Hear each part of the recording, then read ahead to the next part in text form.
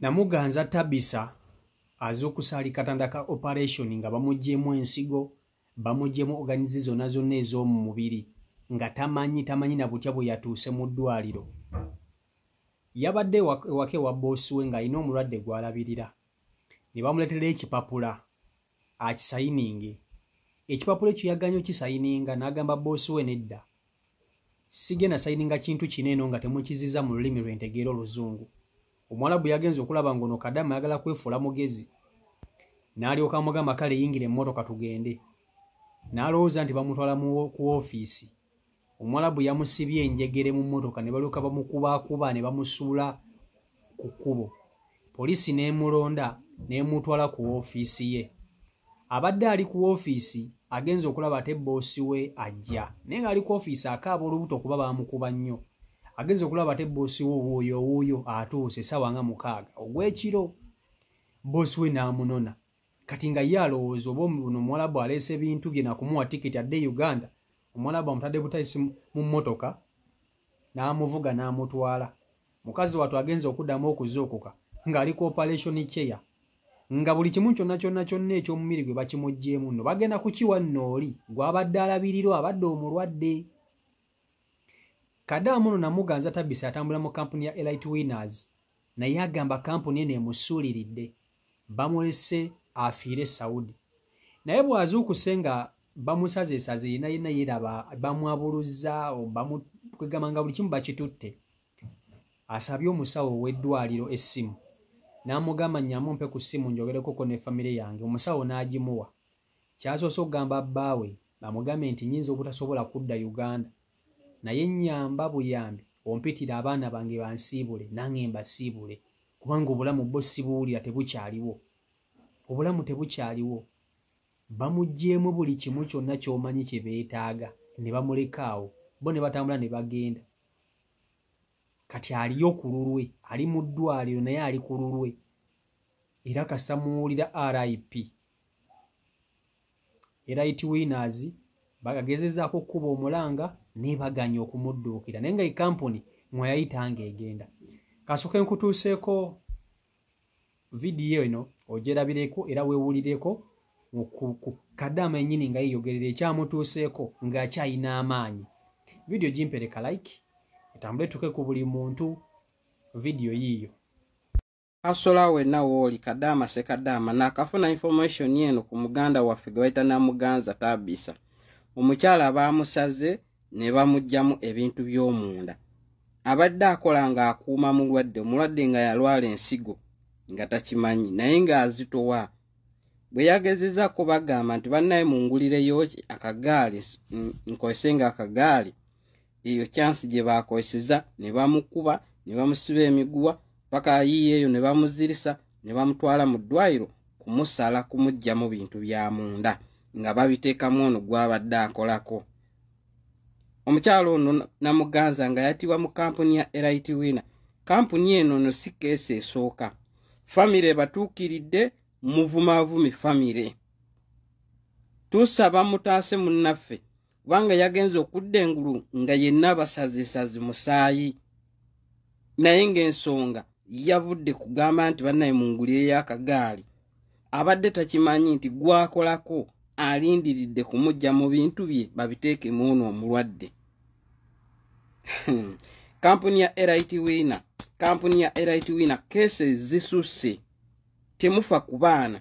Famire batuukiridde muvumanvume. Tambuza video. Kadaama Ssekadaama repostinga video eno sobole okutambula etuke ku kampuni eno tugirabise. Tulina okubalabisa kubanga timuyamba abaana babonaabona kati baamusaze bamuggyemu bintu bya munda. Tambuza video. Kamaama olwazze engulu ne kakola audio mu lugwere nga kalaama kagamba abaana bange nfudde era tetumanyi oba mulamu oba mufu.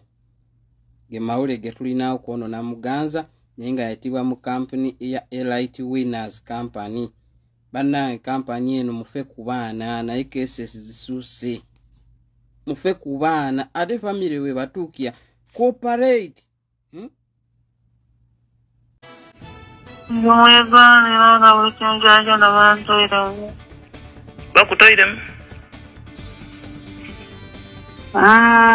baba yokumira bano bakubagire baba amalire ndi wane nontawa wabula banjirye mwikwasasula sente nyingi baba mumbogeku n'abaana bange bamugeko bamugeko n'abaana bange bamugeko ampisi bakubagire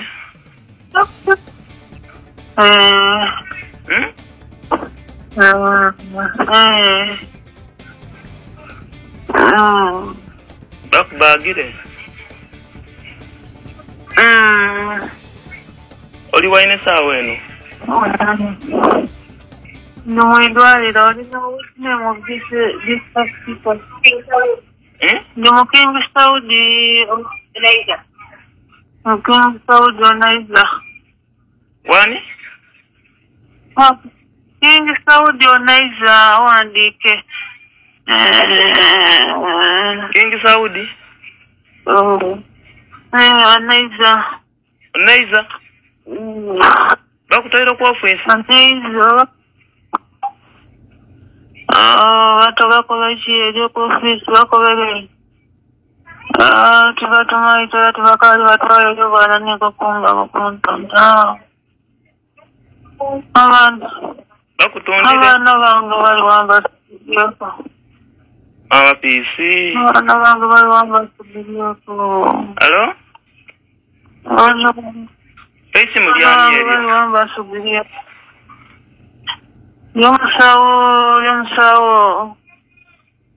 oli waina yomusawo niyakukunya niwidwaliro me bakubagire nkobere ku bigambo ebisinga nange nkutumula biki nkukobere ntabagana abaana bange baba bali awo nje baliko banyabo amanya nze Nangobya Olivia atwatambula n'oyo omuwala Namuganza Tabisa ati Namuganza Tabisa olwatuuka mu kiyumba ky'omuwala yamalawo emyezi gyali 3 nga talina buzibu bwona ne bamutwala ku medical ati olwamutwala ku medical n'atuuka eyo ne bamugyako nga bamanya ebya medical ne bamuleeta ati omwezi gwali gwa 6 nate ne bamuzaayo ku medical n'addayo era ne bamwekebejja ne bamukomyawo omwezi ogw'omwenda nga gugwako ne bamuzaayo mu ddwaliro mukama we n'amuwa ekipapula asaininge n'agaana n'agamba nsigenda asaininga kipapula nga temukikyusiza mukize mu luzungu n'agaana mukama we n'amukomyawo waka yagenda omukomyawo nga baleseewo omukozi omulala kati ye ne bamugamba pakira ebintu byonna n'apakira n'agamba nti no munzizeeyo ku ofiisi ne bagaana ne bamusiba enjegere olwamusiba enjegere bamukwata bangi ne bamusiba enjegere ne bamutuuza mu mmotoka ne bagenda nga bamukuba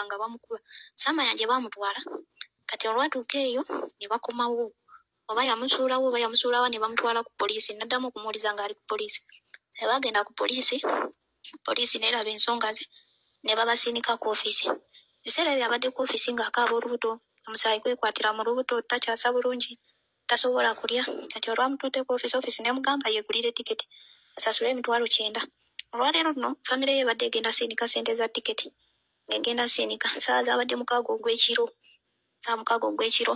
nga mukama awaze ku ofiisi ne bamukima ye abadde amanyi bamuleetedde ebintu bye oba bamutwala ku airport kukola ki kuddayo waka naye kyamukisa mubi tino okuddamu otegeera ntino yazzeemu tegeera nga bamaze dda omulongoosa kubanga ye tamanyi oba bamukoze batya naye tamanyi yazzeemu okudda engulu ng'ali ku operation nga bamaze dda omulongoosa abaddemu omusawo omuzira kisa n'amuwa essimu n'agamba yogerako n'abantu yeyo sawundi gye yasembyeyo kusiinikira bbaawe n'aweereza bbaawe naye ayagala buyambi basobere bamuzeeyo waka kubanga ofiisi yaffe erate wina ye yatuleeta yamwabulidde bagundi be ofiisi ye Saudi yamuvuddemu kati aliwo obubi ali awo namba ndina namba ya Eva mama waziraisi tubaite kulisanga lyo Eva ali amulamu we sister atera kuva online tubensobola kubanga mukazi wange tuli kugeranga naye era buli Eva wali epanga kwisunga nkoba tinsobola kumukirira ku musaada oyo tuli kwenda ave online kati right now wasirikemu ayenga brother wange baikutuuza kana yaye kyembaire nkali kutola namba ya Mr. Mawanda kugibawa naye kansindikire brother wange deno nasindikire oyo ya twava naye agent waife nina kapancho naye atuleeta okwera eki twasinzira twava wana kapancho katoba na kapancho bazaire bajayo baliwa kubiri nakapancho wako bati mubije mpola kwenda kumwiza bamuwa namba ona kwa kupanga sembo kwa online gozo mnandi sawa inanda yakeza kunga namba ezira yakabati kati mwagala chiko mwala akomewo bate chisheche chamwagala chikofu ole yakabati tukwenda mwala wifi ya bale kama mwangani mumu yiye formula kati mbuyenga ngabako bati mugende kugenda bakubira simu nakaji abakazi batu abo kuna misipova irayo kati olo kuna besu babaja ku office no kusati bali ku office ingezira kibali bakola ku gwe kusosa tuulira munnange ensonga lati ndakadde mmanyi yanyo nga manyiti mina kimumanyi kubanga ffe ku office tulina tumanyi ku nsonga z'oyo alina obusobozi bwogera ne bbaawe alina obusobozi bwogera alina ne wifi ne simu agina naye talina obusobozi bwogera naffe kati gwe ngosobodde okwogera nange nga tusobola okwogera naffe kati ye atasobola kwogera naffe kuba n'amanya gesigamanyi kitegeera Kwa mwala amaze nafa afudde leero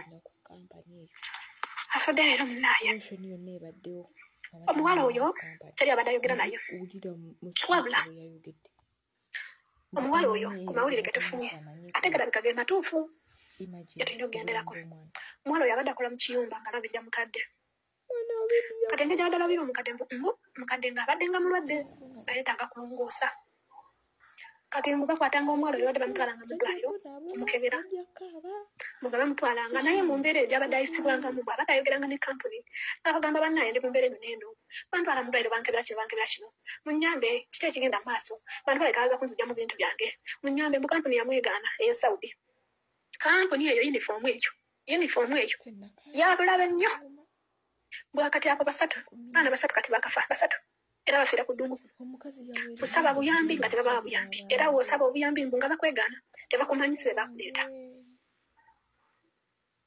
muwala mu mbeera eyo bamaze omulongoosa kuba teyategere na kutegeera ng'alina mu ddwaliro adda engulu ali mu ddwaliro alaba musawo ng'abuuza musawo ndi wanti oli mu ddwaliro bakulongooseza bakuggye mu kino ne kino muwala ng'alaajana ng'amugamba nti mpaako essimu y'omusawo ng'asaba musawo simu ng'asindikira meseji bbaawe ng'amugamba munnange nze ngenda kufa ndi bwenti ne bwenti ze meseji ezo ze yamusindikidde ze batusindikidde naye bannange nze mbuuza omuwalabu katonda wa ku nsi